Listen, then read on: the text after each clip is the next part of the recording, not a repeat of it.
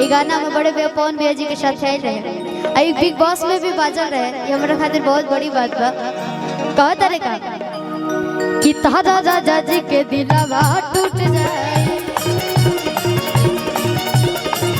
तारा राजा जी के दिलवा टूट जाए, तावा लेखा गरम रवा करी ना मिजाज के, काम नो कराने वाला बात महाराज के,